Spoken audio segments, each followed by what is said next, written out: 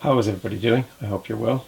We're going to take a look at the output of guitarist Cale on Mercury Records. This is from 1972 until 1983. This is my favourite period of the Tulsa, Oklahoma born guitarist.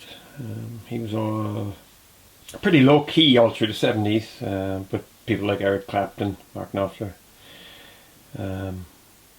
often cited him as an influence, and he ploughed away for years. Unfortunately, he passed away in 2013. But this is a look at the catalogue for the first decade of his career. So we start off with Naturally. This is from 1972. This was an album he recorded when he had very, very little money. It was a collection of songs that he'd written over maybe 2 or 3 decades. It's a pretty good album. It defines his style. Wouldn't be my favourite Cale album by any means. There's a couple of songs on it as well with drum machines, kind of beatbox. That was done because he couldn't afford a drummer. So these sessions were from 1970, 1971. Bradley's Barn, Mount Juliet, Tennessee. Call Me the Breeze. There's a pretty popular one on it. Magnolia, that's a good one, I like that. Crazy Mama, you've probably heard that. After Midnight, Eric Clapton covered that, and it became a hit. And then people kind of started to take notice. Who is Cale?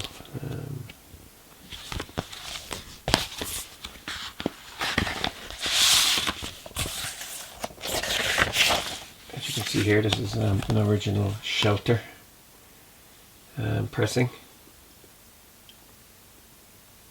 marketed by Phonogram. Yeah, so that's it. That's a good beginning to a long career. Next up is Really. This is a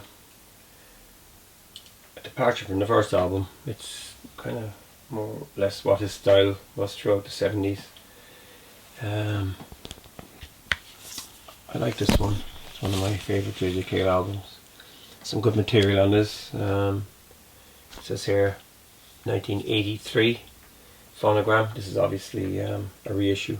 This album is from 1972. Yeah, Lies is good. Everything Would Be Alright. It's kind of jazzy. How Kissed the World Goodbye. If you're ever in Oklahoma. A mixture of kind of blues, folk, country, and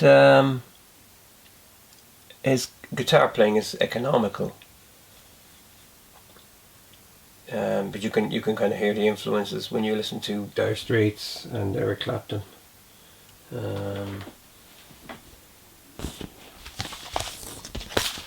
Yeah, this is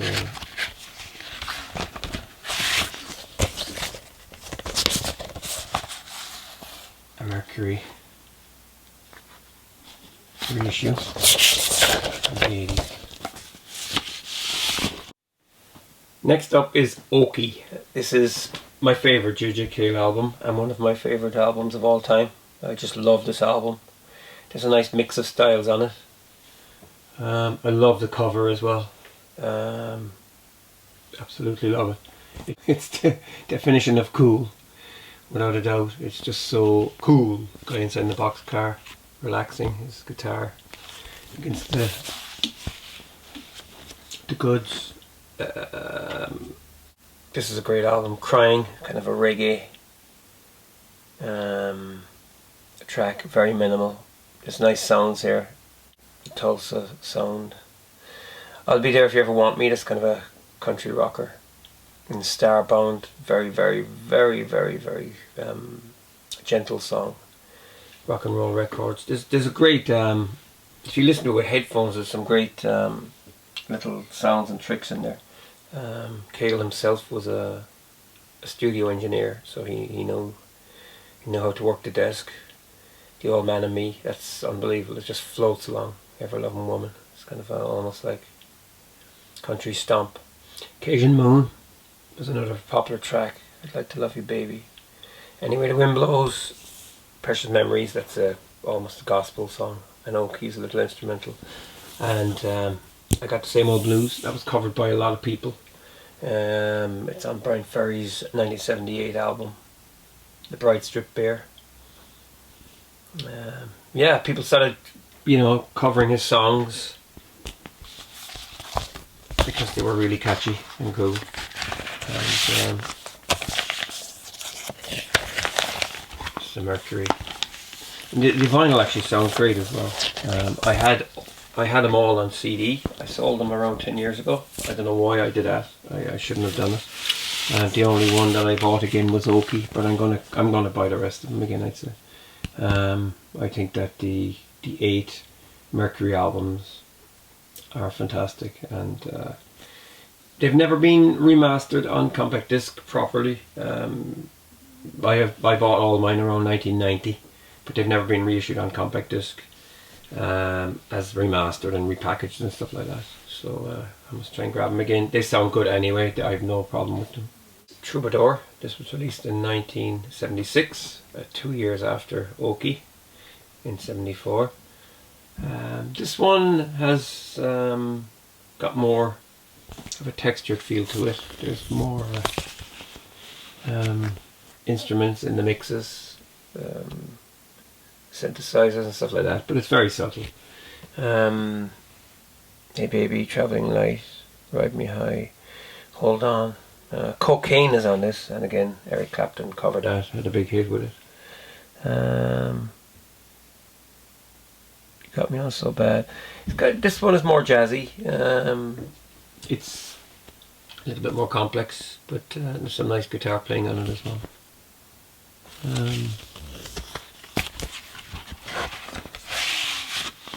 Inner sleeve.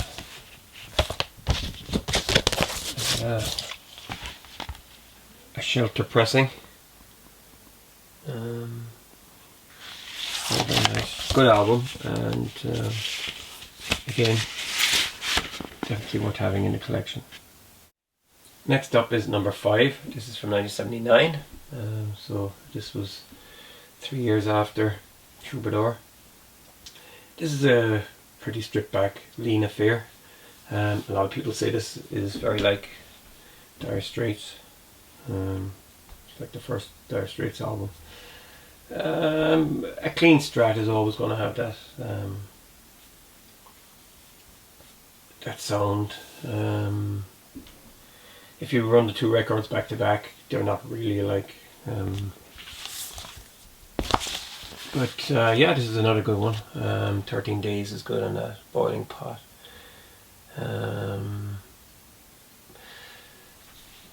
I like the artwork as well, kind of like stamps. On the CD version, which came out I think in 1990, Katie Cool Lady is listed as Katie Cool Lady, but it's actually out of style as far as I know. So there's kind of an error there, and that hasn't been rectified yet, I don't think. Again, produced by Audie Ashworth, a long time producer. This is a Mercury pressing.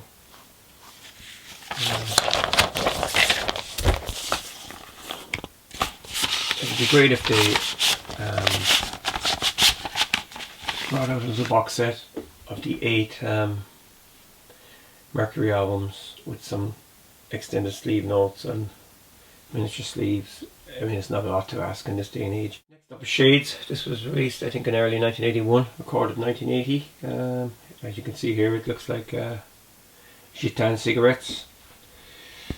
Cale never appeared on the front of his albums back then. I like this one. This is pretty good. It's got different session musicians on it, but it has a kind of a unified sound all the way through. Carry On. Now that's very like Dire Straits. You can see the session musicians here. Bass Carol Kay, pretty big names. Cale's wife as well, Christine Lakeland, also played on a lot of the albums. Deep Dark Dungeon, yeah, it's kind of a blues chug. Wish I had not said that. That's a cool track with a kind of a moog synth doing a kind of a whistle. Yeah, it's nice album. Packed by Jack is kind of a jazzy blues, if you lever. Again, kind of country blues. Mama Don't, that's an old track. That's how he used to introduce his band on stage live, as far as I know. I mean, a Run Around, that's another kind of bluesy one. Some nice guitar in this. What do you expect? That's kind of a sneer at somebody in a relationship who's gone astray. Love Has Been Gone. Again, very nice track. And Cloudy Day. It's an instrumental and it's over 5 minutes, so it's one of the longest tracks he's ever done. Yeah, I like this album. There's a Mercury. Yeah. Again, this would be one of my favourites. The albums are very short. I don't think there's any of them back in that goes over 40 minutes. So you know you're getting a lot of quality, and you know nothing outstays its welcome. 1982, and we've got Grasshopper. This one is a little bit overproduced for Cale. It's a lot slicker than the others. Production as well. The music is a little bit more commercial sounding. City Girls. It's a great track. Devil in Disguise. One Step Ahead of the Blues. You Keep Me Hanging On. Piano and everything on that. It's you know, very unlike anything he's done before. Drifter's Wife. There's some great acoustic picking on that. Very, very short. But he was a good picker as well. He didn't do an awful lot of acoustic stuff. So yeah, it's not a bad album. I like it. There's your inner sleeve. Got the little grasshopper motif. Again, this is another Shelter. And finally, we have number 8. This is from 1983, recorded around 82. This one is probably a little rockier than the others. The sound is a little bit harsher and stuff like that. Money Talks, pretty similar to stuff he's been doing already. Hard Times, Reality, Taking Care of Business. I really like that. The band is named in that song. Some famous musicians on this one. Tim Drummond, Jim Keltner. People Lie, Unemployment, Trouble in the City. Yeah, it's probably, for me, it kind of signals the end of an era. Yeah, it tails off and gives that taste. He got disillusioned with the music business after this one. He had a bit of a resurgence then again around 1990, and yeah, so this is Mercury pressing. Yeah, he's pretty cool. There's no way around that. He's a great guitarist and highly influential. So then, of course, 92 up to, I suppose, 2000, the albums that came out were with keyboards and sequencers and stuff like that. So they were the digital years, he called them, and he actually enjoyed doing them. I was reading that he actually liked those albums himself, but then eventually got back with a band, made a band effort, and even did a recording with Eric Clapton, Road to Escondida. So yeah, so anyway, that's it. These are my favourite J.J. Cale albums, the Mercury years. So yeah, check them out, and thanks for watching. Feel free to subscribe and take care.